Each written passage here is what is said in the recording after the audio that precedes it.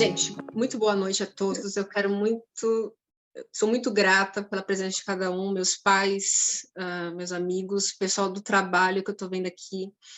Eu gostaria de agradecer de verdade a presença de todos. Bom, para falar da teologia negra, eu preciso fazer um panorama histórico, social e político e situar essa teologia no seu berço, que ele é norte-americano, né? E aí eu preciso traçar algumas características dela. Então, essa é a apresentação da teologia negra. E aí a gente vê como que ela pode impactar a produção teológica, tanto nos Estados Unidos quanto em outros países da América, como o Brasil. A questão é, no Brasil, existe uma produção teológica que seja tipicamente afro-brasileira? Existe um mapeamento, né, dessas características afrodiaspóricas?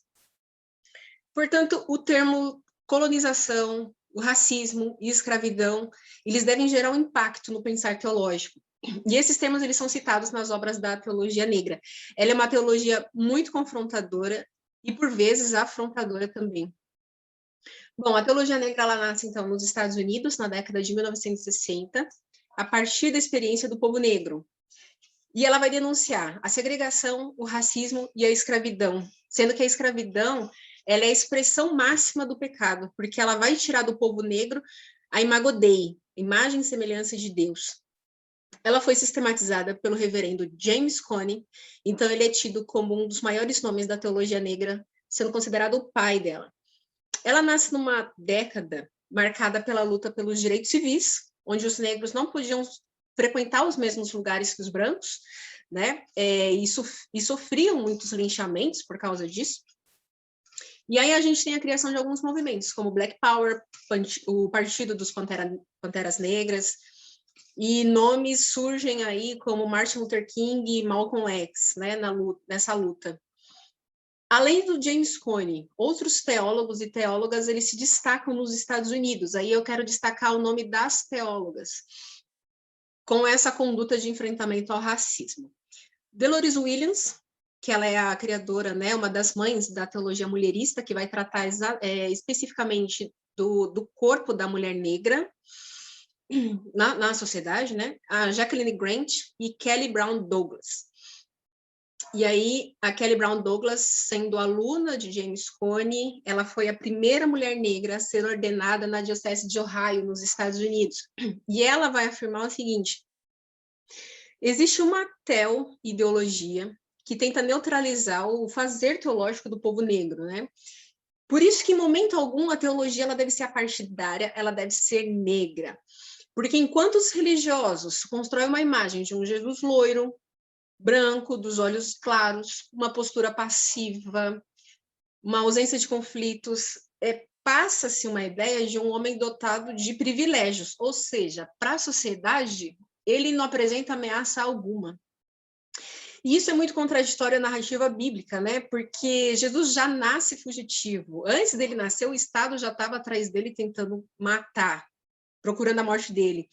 Isso é extremamente atual, porque o Estado ele faz de tudo para invisibilizar o trabalho do negro, procura adentrar as favelas e matar os sonhos do moleque preto, pobre, sabe? A gente viu aí 3 crianças de Belfort Roxo, 3 crianças negras sumiram, enquanto a mídia ela estava preocupada em procurar quem que tinha roubado uma bicicleta de 2 playboys no Leblon.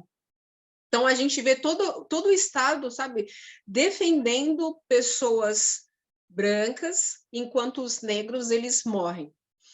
Sabe? E aí o James Cone, então, ele vai perguntar, qual que é a opinião de Deus quando o policial te bate na cabeça porque você é negro? Então, a gente vê que Deus não é daltônico. Ele vê a cor predominante da política de morte imposta pelo Estado e ele toma partido em favor dos oprimidos. E então ele vem à Terra na pessoa de Jesus Cristo, nascendo na periferia, pobre, perseguido pelo Estado.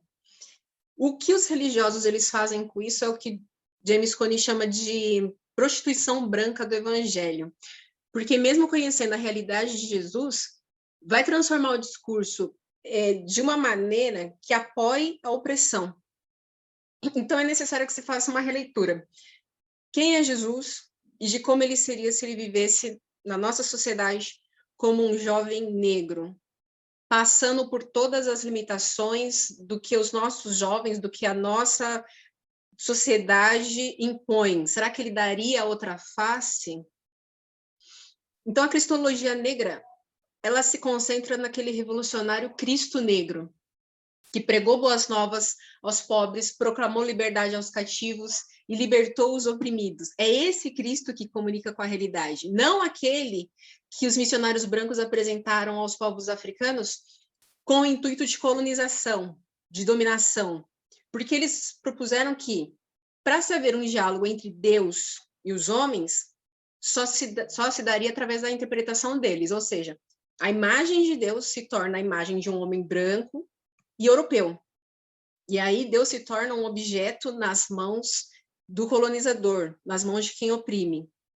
E essa colonialidade, ela está atrelada a uma teologia que se julga única, universal, e que afirma um projeto racista, uma teologia que se diz supremacista, hegemônica, e que retirou do negro a sua humanidade. E aí, com isso, construiu-se um imaginário de que na África é um lugar de selvagens, de não-humanos, de pessoas, então, que não têm alma, e que todos os costumes são costumes demoníacos. Essa teologia supremacista, ela fez com que abraçar Jesus em África significasse aos africanos a rejeição dos seus costumes.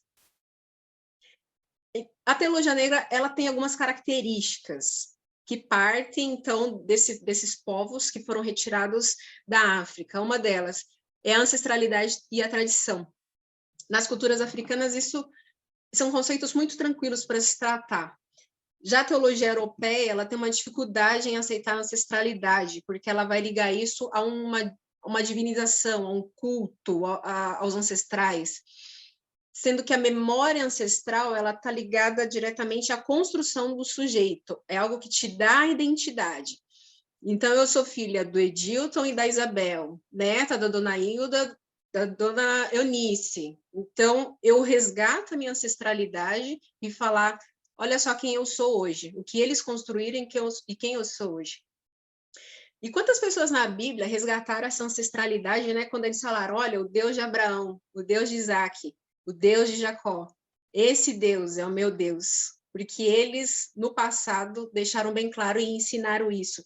E aí, com essa fala, eles resgataram não só a ancestralidade, mas também a tradição oral como uma fonte de conhecimento.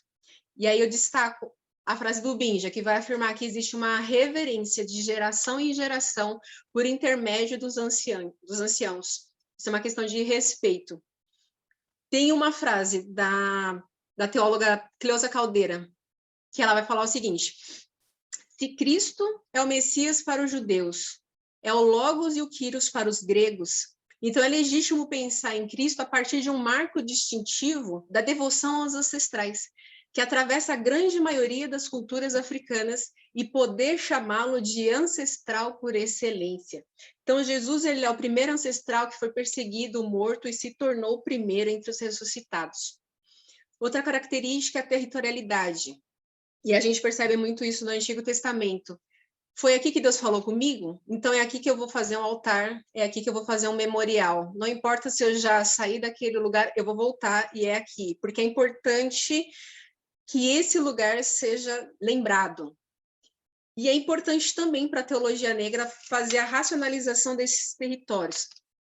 E aí a gente vê cinema, as aulas de EBD, tudo que se constrói em torno das narrativas, dos textos bíblicos, sofreu um branqueamento. Então, todos os personagens, eles hoje, quando você vê um filme, você assiste uma novela com algum tema bíblico, você vê personagens brancos, sendo que o território bíblico, ele se dá principalmente entre a África, né, e o Oriente Médio.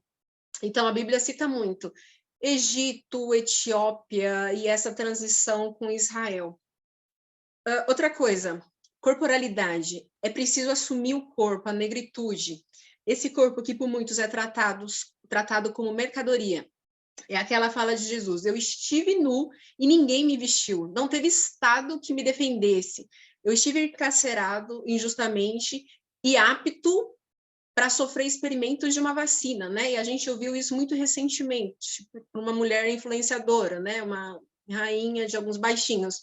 Ela falou assim, olha, quem está a população encarcerada, aqueles pretos, vai lá, faz um experimento de vacina com eles. Ou seja, é o corpo que sofre. Partindo para um contexto mais anterior, estima-se que até 1860 foram transportados de 8 a 11 milhões de africanos para a Europa, América e as ilhas do Atlântico. No Brasil foram em torno de 4 milhões, de acordo com o IBGE. Agora, o que aconteceu nos Estados Unidos que gerou toda essa movimentação em torno da luta antirracista? Aconteceu que, entre os anos de 1861 a 1865, houve a chamada Guerra de Secessão, ou Guerra pelo Direito Civil. Guerra Civil, de uma forma bem simples. Os estados do norte prezavam pela mão de obra assalariada, enquanto os estados do sul pela mão de obra escrava. Então, cria-se uma guerra buscando uma abolição partindo dos estados do norte. Abraham Lincoln, ele foi eleito presidente, ele era abolicionista, então, em 1865 foi aprovada a 13ª emenda, que pôs fim à escravatura, dando liberdade a todos os escravos do território americano. Porém, os estados do sul, eles acharam uma brecha e eles criaram, então, outras leis que perdurou até 1965, muito recente, deixando os negros ainda com a liberdade negada. Essa história é muito interessante, só que a teologia negra ela percebe a omissão da igreja branca, principalmente do norte dos Estados Unidos, em relação aos negros mantidos como escravos no sul. Os missionários brancos, eles afirmavam que a liberdade cristã, ela liberta da corrupção do pecado, mas não da situação da escravidão. Ou seja, eles não relacionavam liberdade cristã com liberdade civil. É como se eles falassem assim, você pode professar sua fé em Jesus, ter sua alma salva. Só que isso não tem nada a ver com o seu corpo, porque você continua sendo meu escravo. E aí Cone declara que a teologia negra ela surge pela incapacidade dos religiosos de relacionar o evangelho de Jesus à dor de ser uma pessoa negra em uma sociedade racista. Portanto, a teologia que se diz hegemônica, ela é antibíblica, porque ela parte de um lugar que contradiz o chão histórico da própria Bíblia. Esse chão histórico bíblico, ela é experiência dos povos oprimidos, é o êxodo, é Israel sendo liberto da opressão egípcia, é o povo indo para o cativeiro, são os profetas e as profetisas sendo mortos. Por isso que é uma identificação entre a liberdade do povo de Israel com a diáspora. E aí é impossível que oprimidos e opressores queiram dizer a mesma coisa quando falam sobre Deus. Isso é uma frase do James Cone. E aí, quando os Estados do Sul eles perdem, então, essa guerra civil, eles são obrigados a libertar os escravos, os protestantes que lá viviam, eles vão para o Brasil. Cerca de 3 mil sulistas americanos, então, eles vêm para o Brasil e eles fundam aqui as igrejas históricas. Batista, metodista, presbiteriana, congregacionais. Eles vieram principalmente para o sudeste do Brasil. E a prática escravista veio junto. E aí a igreja cristã no Brasil, ela permanece em silêncio e ela é conivente, porque ela achava que a igreja não deveria intervir em assuntos do Estado. E eu encontrei um registro de um pastor presbiteriano bem corajoso, que distribuiu uns panfletos criticando essa postura da igreja, né? E aí, no século XX, surgem diversos movimentos em torno da luta antirracista, e na década de 80, o Brasil começa o debate sobre a teologia negra, devido à tradução para o português das obras de James Cone. Nós temos, então, com isso, alguns grupos importantes, como o grupo Atabaque, que vai discutir o pensamento cristão e as demais religiões de matriz africana, o grupo Identidade da Este, né, Escola Superior de Teologia, o MNU, que era composto pelos universitários, e aí surgiram outros grupos. E a Igreja Metodista, então, ela oficializa, né, uma comissão nacional de combate ao racismo. Bom, as reuniões que os agentes pastorais negros fizeram, eles constataram que é quase nulo, ou mínimo, o espaço que os negros têm para se sentirem como cristãos dentro da igreja. Há poucos negros nos quadros do episcopado e das hierarquias, o que contrasta com a quantidade de afrodescendentes africanos no seio da população brasileira. Bom, minhas considerações finais. Traçar uma identidade afro-brasileira, ela não é uma tarefa muito fácil, devido à política de branqueamento, né, que a gente sofreu. Então, assim, Fernanda, eu fui batizada na minha negritude faz pouco tempo, justamente porque no Brasil, o pardo, ele sofre com essa questão de ser um preto de pele clara, né? Então, ele não, é difícil de se identificar.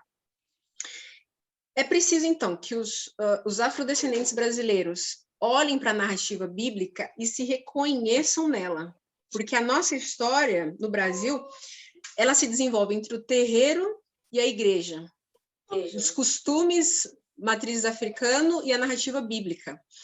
E aí eu concluo meu artigo dizendo que não é possível afirmar que exista uma teologia negra que seja tipicamente brasileira, o que eu chamaria de uma teologia afro-brasileira, fazendo essa desvinculação epistemológica, né, dos Estados Unidos, porque a gente ainda recorre aos teólogos intelectuais norte-americanos, e a gente dialoga muito com o contexto deles, contexto histórico deles. Um sociólogo negro chamado Joás Bernardino, ele afirma que a gente precisa dialogar com os nossos intelectuais, porque os nossos intelectuais, eles foram marginalizados por uma produção hegemônica de conhecimento no país. Existe uma falha na produção teológica justamente porque a gente não dialoga com eles. Então, a gente precisa levar os nossos intelectuais para os seminários, para as faculdades de teologia e reparar essa falha. E assim a gente alcança aquele irmão que desce a rua na maior humildade, com uma Bíblia na mão, torcendo para que uma bala perdida não encontre. Ao mesmo tempo que a fala de Jesus está na mente dele: eu vim para que vocês tenham vida. Então é preciso denunciar essa pigmentocracia do país e a violência dessas periferias. Com isso eu proponho que seja feito um esforço em se pensar numa possível teologia afro-brasileira que dá liberdade ao povo afrodescendente de ler e interpretar a Bíblia de maneira coerente com a sua leitura da história. É isso.